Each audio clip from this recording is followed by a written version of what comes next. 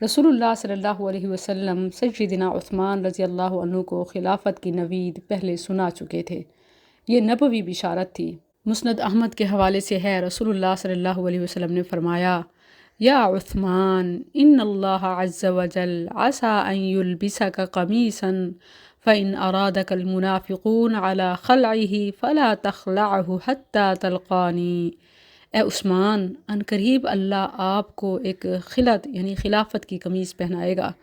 اگر منافقین اسے آپ سے اتارنے کا مطالبہ کریں تو اسے ہرگز نہ اتارنا یہاں تک کہ تم مجھ سے آ ملو۔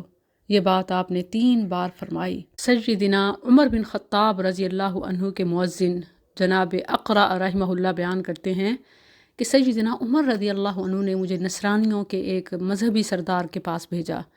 میں اسے بلا لایا تو سیدنا عمر رضی اللہ عنہ نے اس سے پوچھا کہ وَهَلْ تَجِدُنِي فِي الْكِتَابِ، کیا تم اپنی کتاب میں میرا ذکر پاتے ہو؟ اس نے کہا ہاں۔ سیدنا عمر رضی اللہ عنہ نے پوچھا تم میرا کیا ذکر پاتے ہو؟ اس نے کہا میں پاتا ہوں کہ آپ ایک کرن ہیں۔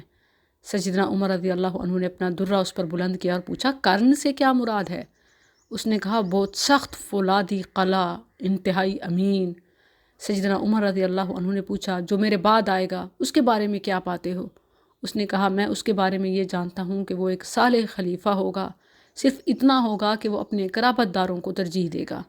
سیدنا عمر رضی اللہ عنہ نے 3 بار کہا اللہ تعالیٰ عثمان پر رحم فرمائے۔ حالانکہ اس مذہبی سردار نے نام نہیں لیا تھا خلیفہ کا، لیکن عمر رضی اللہ عنہ نے اپنے بعد والے خلیفہ کا نام لیا، یعنی عمر رضی اللہ عنہ پہلے ہی یہ سوچ چکے تھے، فیصلہ کر چکے تھے کہ میرے بعد خلافت عثمان رضی اللہ عنہ کو ملنی چاہیے۔ پھر پوچھا ان کے بعد جو آئے گا اس کے بارے میں کیا پاتے ہو؟ اس نے کہا میں اسے پاتا ہوں کہ وہ لوہے کا زنگ ہوگا۔ تو سیدنا عمر رضی اللہ عنہ نے اپنا ہاتھ اپنے سر پر رکھا اور کہا اے بدبودار کیا کہہ رہے ہو؟ تو اس نے کہا امیر المؤمنین یہ صالح خلیفہ ہوگا، مگر جب اسے یہ منصب ملے گا تو تلواریں نکلی ہوئی ہوں گی اور خون بہائے جا رہے ہوں گے، یعنی زنگ سے مراد تلواروں کا خون آلود اور زنگ آلود ہونا ہے۔ سیدنا عمر رضی اللہ عنہ نے اپنے بعد خلیفہ کے انتخاب کے لیے 6 افراد پر مشتمل مجلس شورا مقرر کی۔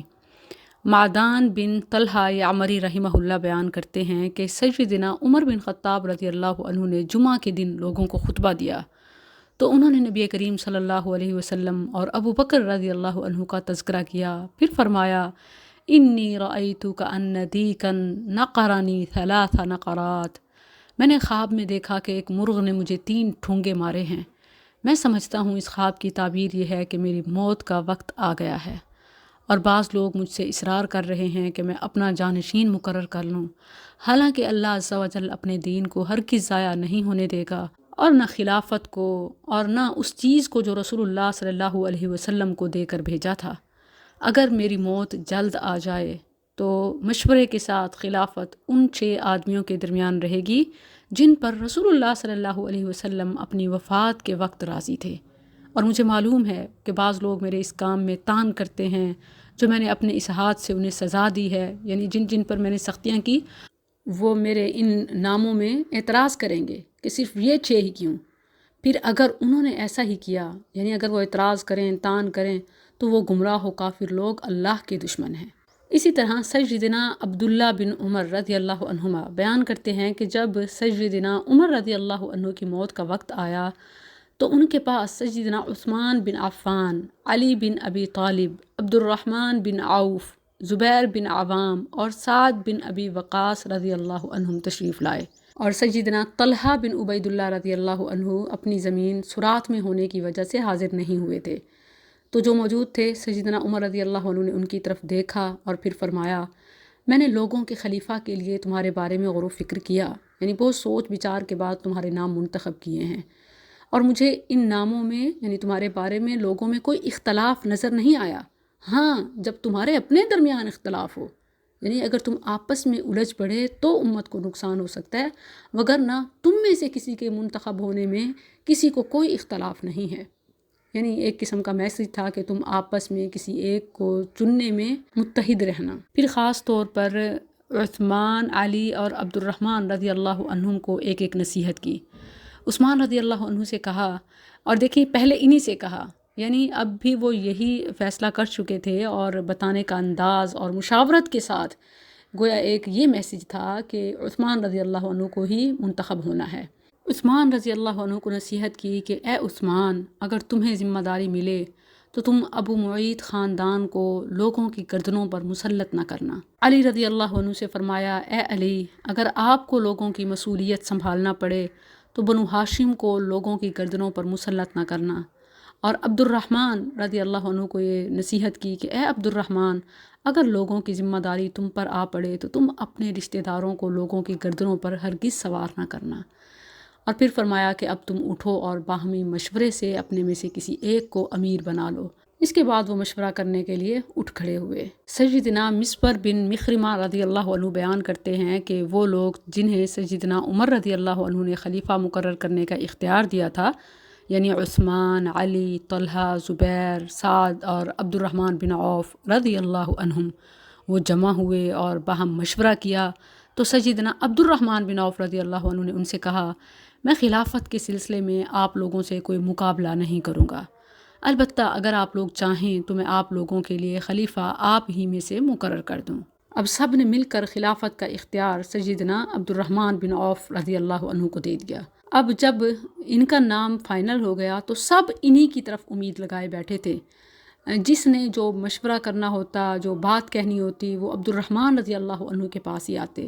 سیدنا مسبر رضی اللہ عنہ کہتے ہیں کہ اسی طرح مشورے ہوتے رہے حتیٰ کہ وہ رات آ گئی جس کی صبح ہم نے سیدنا عثمان رضی اللہ عنہ سے بیعت کی۔ وہ کہتے ہیں کہ رات کے وقت سیدنا عبد الرحمن رضی اللہ عنہ میرے ہاں آئے اور دروازہ کھٹکھٹایا۔ میں بیدار ہوا، وہ آئے تو انہوں نے کہا کہ شاید آپ سو رہے تھے۔ اللہ کی قسم، میں ان راتوں میں بہت کم سو سکا ہوں، جائیے زبیر اور سعد کو بلا لائیے۔ کہتے ہیں میں ان دونوں کو بلا لایا، انہوں نے ان سے مشورہ کیا، پھر مجھے کہا کہ جائیے علی رضی اللہ عنہ کو بلا لائیے۔ میں انہیں بلا لایا تو آپ ان کے ساتھ مشورہ کرتے رہے یہاں تک کہ آدھی رات گزر گئی۔ پھر علی رضی اللہ عنہ ان کے پاس سے اس حالت میں اٹھ کر گئے کہ وہ خلافت کے خواہش مند تھے۔ سیدنا عبد الرحمن رضی اللہ عنہ کے دل میں بھی ان کی طرف سے یہی ڈر تھا۔ پھر انہوں نے کہا کہ عثمان رضی اللہ عنہ کو بلاؤ۔ میں انہیں بلا لایا تو آپ ان سے سرگوشی کرتے رہے یہاں تک کہ صبح کے مؤذن نے ان کے درمیان جدائی کی، یعنی اذان فجر ہو گئی۔ جب لوگوں نے صبح کی نماز پڑھ لی اور سب لوگ منبر کے پاس جمع ہو گئے تو آپ نے موجود مہاجرین، انصار اور لشکروں کے قائدین کو بلایا۔ ان سب لوگوں نے اس سال یعنی آخری سال سیدنا عمر رضی اللہ عنہ کے ساتھ حج کیا تھا۔ جب سب لوگ جمع ہو گئے تو سیدنا عبد الرحمن رضی اللہ عنہ نے خطبہ پڑھا، پھر کہا، اما بعد یا علی انی قد نظرت فی امر الناس فلم ارہم یعدلون بعثمان فلا تجعلن على نفسك سبیلا فقال ابایعک على سنت اللہ ورسولہ والخلیفتین من بعدہ۔ اما بعد، اے علی، میں نے لوگوں کے خیالات معلوم کیے ہیں، میں نے دیکھا ہے کہ وہ عثمان رضی اللہ عنہ کو مقدم سمجھتے ہیں اور ان کے برابر کسی کو نہیں سمجھتے، اسی لیے آپ اپنے دل میں کوئی میل پیدا نہ کریں۔ پھر عثمان رضی اللہ عنہ کی طرف متوجہ ہوئے اور ان سے کہا، میں آپ سے اللہ کے دین اور اس کے رسول کی سنت اور اس کے بعد آپ صلی اللہ علیہ وسلم کے دونوں خلفاء کے طریق کے مطابق بیعت کرتا ہوں۔ پھر سب سے پہلے ان سے سیدنا عبد الرحمن بن عوف رضی اللہ عنہ نے بیعت کی، پھر سب لوگوں یعنی مہاجرین و انصار اور لشکروں کے امراء اور تمام مسلمانوں نے بیعت کی۔